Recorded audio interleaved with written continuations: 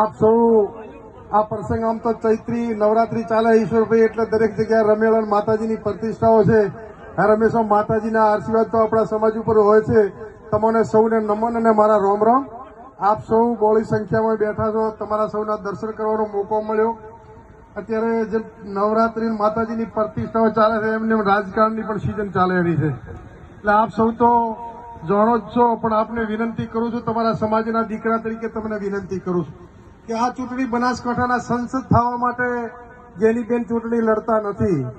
આ બનાસકાંઠાની અસ્મિતા માટેની ચૂંટણી છે. ખાસ તો અહીં વિશેષ માલધારી સમાજ આપણે હાજર છે. તમને કહેવા આવ્યો છું કે ઘણી બધી બદલા લેવાની આ ચૂંટણી છે. આ વર્ષો પછી ડીસાનો સંઘ કોણે પડાવી લીધો એને જવાબ આપવાની આ ચૂંટણી. લાખણી માર્કેટ યાર્ડની ચૂંટણી રદ રખાવનારા કોણ છે એને જવાબ આપવાની આ ચૂંટણી. તમને એક દાખલો આલું. ધાનેરાનો મફતલાલ પુરોહિત ધારાસભ્ય હતા અને મફતલાલને દબાવવા માટે શું કરવું પડે, વસંતભાઈને લાયા. અત્યારે મફતલાલ ને વસંતભાઈ એકેય મેદાનમાં નથી. એટલે બહારના જિલ્લાના માણસે સીધે સીધા કોઈની સામે લડતા નથી. સમાજના આગેવાનને એક આગેવાનને પતાવવા હારું બીજા આગેવાનને ઉભો કરીને પછી બેયને પતાવી દેવા, ભાગલા પાડો રાજ કરવાની નીતિ છે. ત્યારે આ બનાસકાંઠાની અસ્મિતા માટેની ચૂંટણી છે.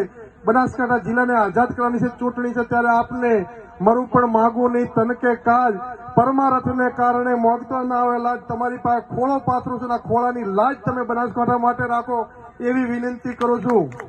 અને વિશેષ વિનંતી મારા યુવાનોને કહું છું કે આખા વિસ્તારમાં 1 મહિનાથી ડીસા તાલુકાના ગામડે ગામડે ફરું છું.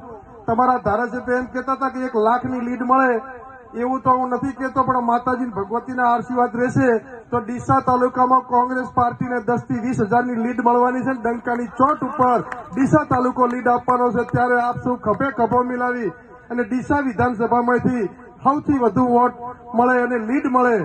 જયારે વિજયનો વરઘોડો નીકળે, અબીલ ગુલાલ ઉડે, ત્યારે ડીસા વિધાનસભાની 18 આલમના લોકો જશના ભાગીદાર બને એ પરિસ્થિતિનું આપ નિર્માણ કરો એ વિનંતી કરવા આવ્યો છું. વિશેષ આપ સૌ સમજો છો કે આપણા સમાજને વેર વિખેર ભાગલા પાડનાર બનાસકાંઠા જિલ્લા બહારના લોકોની ચૂંટણી આજથી સુધીની તમે મહિનાની દરેકની કોંગ્રેસની ચૂંટણીના પ્રવક્તાઓનું પ્રવચન સાંભળજો. ક્યાંય ભાજપ કે અમે લડાઈ બેનનું નામ લેતા નથી. કારણ કે આ ચૂંટણી રેખાબેને નથી લડતા, એ તો નિમિત્ત છે. ભાજપમાં 70 જણા ટિકિટ માંગતા હતા, એમને બધાનું પત્તું કપાવીને જાય. આપણે કોઈ રિમોટ કંટ્રોલથી હેડે, એમને ખબર છે જીતવાના તો નથી, પણ મોરું બનાવીને હારે તો હારે, પણ બીજો નવો આગેવાન સંસદ ન બને એવી મેલી મુરાદો છે. ત્યારે આપ સૌને વિનંતી કરું એ વિશેષ કે સરપંચ હોય, ડેલિગેટ હોય, તાલુકા પંચાયતો, એમાં આપણી હાથે કોણ રહેશે એ તમે બધા સમજો છો. આપણું ભવિષ્ય પણ લાંબુ વિચારજો કે તમને સરપંચમાં મદદ કરતા હોય, સભ્યમાં કરતા હોય, તાલુકા જિલ્લામાં કરતા હોય, એમની સાથે રહેજો. રાજકારણમાં ચૂંટણીઓ તો આવતી રહેશે, જાતી રહેશે, પણ આપણા સમાજનું ભવિષ્ય ચાહશે એ પણ તમે ખાસ જોજો. એ જ શબ્દો સાથે આપ સૌનો ખૂબ ખૂબ આભાર.